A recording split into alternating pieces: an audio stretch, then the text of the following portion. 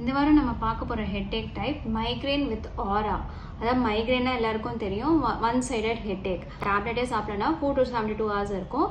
இது ஆரா சிம்டம்ஸ்னா என்ன? அதாவது தலைவலி வர்றதுக்கு 5 to 60 minutesக்கு முன்னாடி விஷன் ப்ராப்ளம்ஸ் வரலாம். அதாவது திடீர்னு உங்களுக்கு பிளாக் அவுட் ஆகலாம், இல்லை பிளைண்ட் ஸ்பாட்ஸ் வரலாம், இல்லை பிரைட் லைட்ஸ் மாதிரி பார்க்கலாம், இல்லை ஹாரிசாண்டல் லைன்ஸ் மாதிரி டிஃப்ரெண்ட் டைப்ஸ் ஆஃப் லைன்ஸ் மாதிரியோ டிஃப்ரெண்ட் ஆப்ஜெக்ட்ஸ் இருக்கிற மாதிரி உங்களுக்கு விஷன் ப்ராப்ளம்ஸ் வரலாம். சென்சரி ப்ராப்ளம்ஸ், அதாவது டிங்லிங் சென்சேஷன், விறுவிறுன்னு இருக்கலாம், நம்னஸ் மாதிரி மறுத்து போன மாதிரி, பாடியில் ஒன் சைடு இருக்கலாம், இல்லை 2 சைடு இருக்கலாம், ஃபிங்கர்ஸில் இருக்கலாம், இல்லை ஃபேஸில் இருக்கலாம், பின் வச்சு குத்துற மாதிரி ஒரு சென்சேஷன். இந்த மாதிரி சென்சரி சேஞ்சஸ் உங்களுக்கு இருக்கலாம். ஸ்பீச் டிஃபிகல்ட்டிஸ் கூட வரலாம். அதாவது நமக்கு தேவையான வார்த்தைகள் திடீர்னு மறந்து போகலாம், சென்டென்ஸ் மாதிரி பேசுறதுக்கு பிரச்சனை வரலாம், இது நடக்கிறதுல பிரச்சனை வரலாம், மசில் வீக்னஸ் வரலாம், டிசீனஸ் அதாவது தலை சுற்றி மயக்கம் வர மாதிரி இருக்கலாம், நாக்கு குழற மாதிரி இருக்கலாம். 5 to 60 minutesல இந்த சிம்டம்ஸ் தன்னால் ரிசால்வ் ஆகி ஹெட்டேக் வரும். அதுதான் மைக்ரேன் வித் ஆரா.